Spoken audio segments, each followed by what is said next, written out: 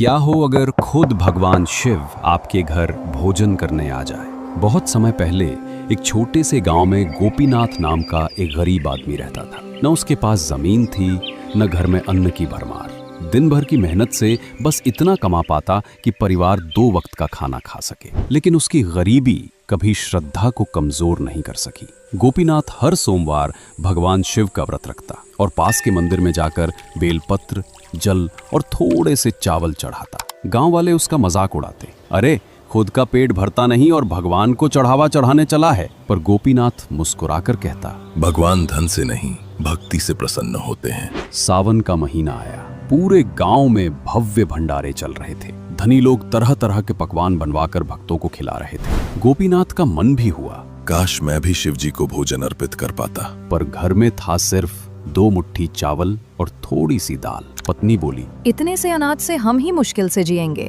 बच्चों को क्या खिलाओगे? गोपीनाथ शांत स्वर में बोला, अगर आज शिव जी मेरे घर अतिथि बनकर आए तो यही उनके लिए राजभोग है। मैं उन्हें सच्चे दिल से भोग लगाऊंगा। उस रात उसने प्रेम से खिचड़ी बनाई और मन ही मन शिव जी को भोग लगाने लगा। अचानक दरवाजे पर दस्तक हुई। बाहर एक साधु खड़ा था, जटाएं बिखरी, गले में सांप, हाथ में त्रिशूल। साधु ने कहा, पुत्र, क्या मेरे लिए भोजन मिलेगा? मैं भूखा हूँ। गोपीनाथ ने बिना सोचे पूरी थाली साधु को अर्पित कर दी। महादेव, मेरे पास यही साधारण खिचड़ी है, कृपया स्वीकार करें। साधु मुस्कुराए और भोजन करने लगे। खिचड़ी खाते खाते साधु का रूप बदल गया। वे स्वयं भगवान शिव प्रकट हो गए। उनके साथ माता पार्वती भी विराजमान थी। शिव बोले, गोपीनाथ, तूने मुझे प्रेम से जो भोजन कराया वो स्वर्ग के अमृत से भी बढ़कर है। तेरे घर में भले अन्न कम है, पर तेरे हृदय में भक्ति का खजाना भरा है।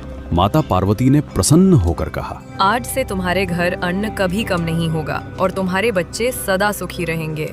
इतना कहकर वे अंतर्धान हो गए। उस दिन से गोपीनाथ का घर कभी खाली नहीं रहा। गांव वाले जो उसका मजाक उड़ाते थे, वही अब उसकी भक्ति की सराहना करने लगे। भगवान सोने चांदी के भोग से प्रसन्न नहीं होते। वे भक्त के प्रेम, विश्वास और सच्चे मन को स्वीकार करते हैं। जहां दिल सच्चा होता है, वहां ईश्वर स्वयं चले आते हैं।